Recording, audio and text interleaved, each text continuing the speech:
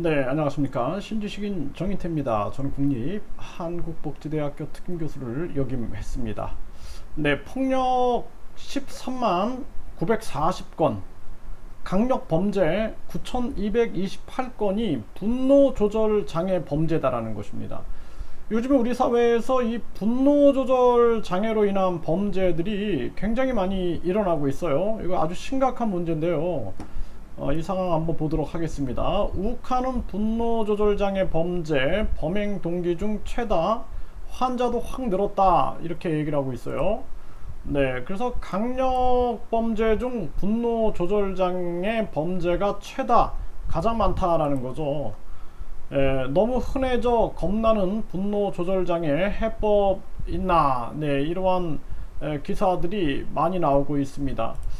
그래서 이 강력 범죄 중에 분노조절 장애가 많이 나오고 있는데, 평소 나를 무시한다라는 이유로 흉기로 지인을 찌르는 그러한 사례들, 또 돈을 많이 벌지 못한다고 무시한 사람을 향해서 흉기를 휘두른 사건들, 또는 운전 중에 시비를 붙어 가지고 수차례 폭행을 한 그러한 사건들, 뭐 굉장히 많죠. 애인 간에도 뭐 서로 싸우다가 흉기를 던져갖고 죽이는 사건들, 이러한 사건들이 2020년에 보면은 강력범죄가 26,971건이었는데, 이 중에서 분노조절장애로 인해서 우발적으로 인한 범행이 9,228건이었다. 그리고 폭력범죄가 31만 3,990건이었는데 이 우발적 범행이 13만 940건이었다. 이렇게 얘기를 하고 있습니다.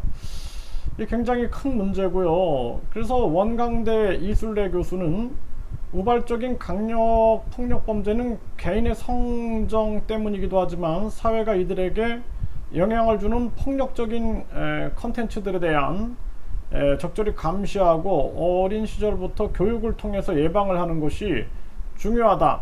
그러니까 자기 절제력과 교육, 이러한 것이 굉장히 중요하다, 이렇게 얘기를 하고 있는 거예요. 그래서 욱하는 이 분노조절장애 범죄가 확 늘었다라는 거죠. 그래서 뭐 지하철에서 60대 어르신을 폭행한 그 20대 이 사건도 보면은 나중에는 또 이렇게 반성을 하는 경우가 많아요. 내가 왜 그랬는지 모르겠다. 그리고 배우자에게 흉기를 휘두른 혐의, 이런 게 아주 분노 조절 장애, 이게 굉장히 이게 심각한 문제다. 그래서 이 극단적인 선택이 자신에게 해를 끼치는 행위라는 것을 알아야 된다라는 거거든요. 그리고 이 부분은 사실 그 심리적인 치료가 필요하다라는 거예요. 그래서 이 과도한 스트레스 또는 정신적 충격 등으로 호르몬 분비 및 감정 조절과 관련된 뇌 영역에 이상이 생기면 조절을 못할 수가 있게 되는 거죠. 그래 특히나 이제 이 전두엽에서 편도체가 느낀 감정을 조절하는데 스트레스가 쌓여 전두엽이 정상적으로 기능하지 못하면 분노조절 장애 등이 나타난다는 거예요. 그래서 우리가 이쪽에 측두엽이라 그러고 이 뒤를 후두엽이라 그러고 이 머리 위쪽에 두정엽이라 그러고 요 앞을 전두엽이라 그러는데, 이 전두엽 중에서도 전전두엽, 우리 눈썹 위쪽부터 해서 이 전전두엽이 우리가 심리를 조절할 때 이 기능을 하게 되는 거예요. 변형계에서 감정이 만들어지게 되면은 이 감정을 인식하고 조절하고 이런 것들을 담당하고 있는 건데, 이러한 뇌 기능이 떨어지게 되는 거예요. 과도한 스트레스라든지 과로라든지 계속된 부정적 정서라든지 불안이라든지 우울이라든지 이런 것들이 만들어지게 되면은 이런 문제가 생길 수가 있는 거죠. 아주 심각한 문제다라는 거죠. 그래서 습관처럼 화를 내기도 하고 사소한 일에 화를 내기도 하고 네, 상대방의 연령, 기분, 상황 등을 고려하지 않고 거친 말과 폭력을 행사하고 잘 흥분하고 화를 내고 뭐 이러한 모습들, 잘못을 다른 사람들에게 돌리거나 화내거나 무시당하는 기분이 들고 억울하다는 생각이 자주 들기도 하고, 인정받지 못하면 화가 나고 다른 사람의 잘못을 넘기지 못하고 항상 마찰을 겪는 경우, 이러한 경우도 나타나게 되는 거죠. 참 이거 심각한 문제가 아닐 수가 없습니다. 네, 그래서 이 전전두엽이 제어할 수 없을 정도로 분노가 누적되면 폭발할 수밖에 없다라는 거예요. 실제 평소에 화를 내지 않던 사람이 갑자기 심하게 화를 내고 폭력적인 성향을 드러내는 경우도 있죠. 그래서 이 스트레스 해소 방법, 또 뭐 우리가 인정될 수 있는 그러한 방식으로 자신의 화를 풀 수 있는 방법, 뭐 운동 같은 게 좋겠죠. 이러한 부분들이 필요하고, 이 아주 심한 경우에는 감정 기복과 충동을 조절하는 약물 치료, 이게 아주 뭐 도저히 내가 다른 사람한테 피해를 준다 이럴 때는 약물 치료가 필요한 거고, 감정 조절 훈련, 치료 등이 필요하다라는 거죠. 그래서 자기가 분노하는 모습을 인지하고 언어로 분노를 푸는 그러한 노력, 또는 운동, 이러한 노력이 필요하겠죠. 네, 이런 부분들, 뭐 저도 이제 그 많은 이 어린이들의 이러한 문제들을 살펴보게 되면은 한 만 3세가 넘어가게 되면은 그 인간의 감정을 조절할 수 있는 능력이 발달이 되게 되는데요. 근데 이 인간의 감정이 발달이 되는 감정 조절을 발달을 시키는 이러한 부분들은 성인이 돼서도 계속 진행이 됩니다. 그래서 우리가 소위 말하는 ADHD, 주의력 결함 과잉행동장애 같은 경우에도 성인 ADHD에서 주의력이 결함돼 가지고 뭐 행동을 조절 못한다든지, 언어를 좀 잘 조절하지 못한다든지, 또는 주의 집중을 잘 못한다든지 이런 게 나타나는데, 나중에 보면은 감정 조절을 잘 못하는 경우가 성인에서도 많이 나타납니다.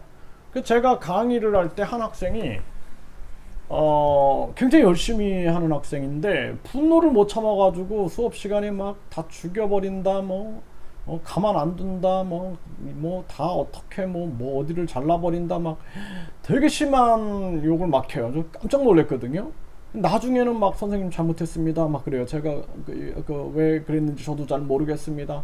이런 사람들이 있어요. 또 제가 예전에 굉장히 친한 지인이 한 분 있었는데, 이분이 부인이 너무 스트레스를 주는 거예요. 부인이 계속 아주 너무 순한 사람이라서 법 없이도 살 사람인데, 부인이 너무 스트레스를 주고 친구랑 만나서 뭐 술 한잔만 해도 와서 그냥 막 술판을 엎어버리고 막 이런 일들을 하니까, 이 아주 순한 사람인데 어느 날 난리가 난 거예요.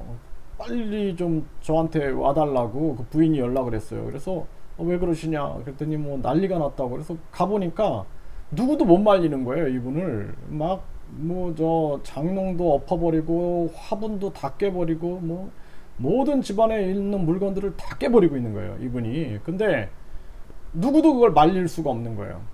그러니까 이제 제가 가니까 멈추더라고요. 그래가지고 길바닥에 푹 주저앉으시더라고요. 그래서 제가 이제 물어봤죠. 왜 그러셨냐 그랬더니 도저히 참을 수가 없었다고. 그래가지고 이제 같이 이제 산에 올라가가지고 등산을 하면서 많은 얘기들을 했는데, 그게 이제 뭐냐면은 결국에는 쌓인 거예요. 쌓인 거. 스트레스가 막 쌓이고 이제 나중에는 도저히 감당이 안 되는 거죠, 뇌가. 그래서 우리가 중요한 부분들이 뭐냐면은, 핵심은 유아기 때 충분히 놀아야 되는 거예요. 영상 매체가 아니라 사람과 직접 어울려 갖고 마구 뛰어놀아야 됩니다. 그래야지 감정 조절의 뇌가 발달이 돼. 근데 이 감정 조절의 뇌라고 말하기보다는 전뇌가 발달이 되는 거예요. 전뇌가.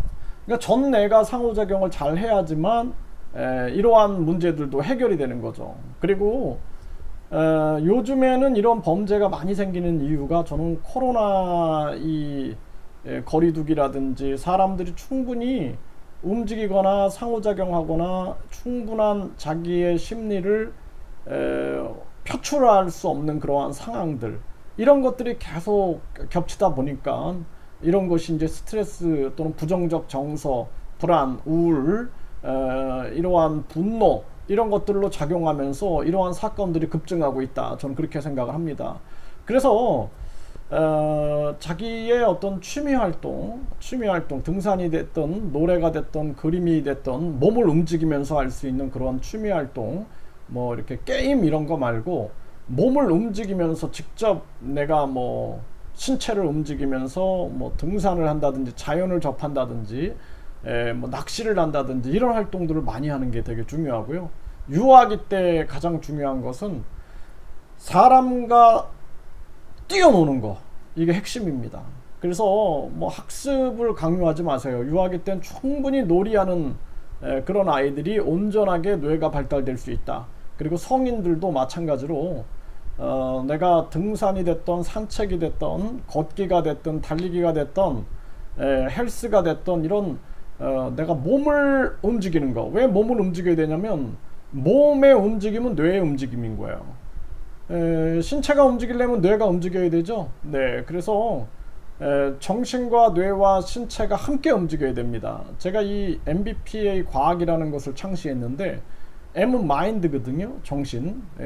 B는 브레인, 뇌고, P는 피지컬, 신체고, A는 액티비티, 활동인데 정신, 뇌, 신체 활동. 그러니까 신체가 움직이는 것은 정신과 뇌와 신체가 함께 움직인다라는 거예요. 그러니까 정신과 뇌와 신체는 하나로 연결되어서 상호작용하고 있다라는 거죠.